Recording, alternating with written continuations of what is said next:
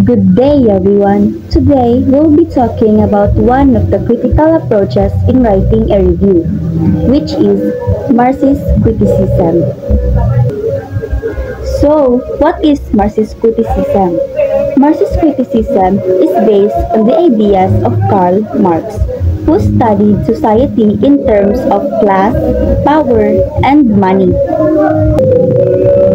According to him, society is divided between rich and powerful, the bourgeoisie, and the poor and powerless, the proletariat.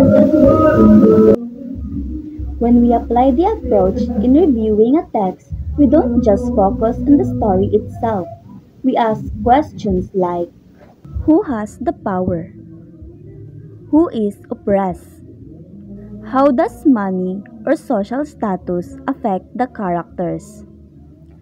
Does the story challenge or support social inequality? What role does class play in the work? What is the author's analysis of class relations? In what ways does the work serve as propaganda for the status quo, or does it try to undermine it? For example, in Noli Me Tangere by Dr. Jose Rizal, we clearly see the abuses of the Spanish friars and officials over the poor Filipinos.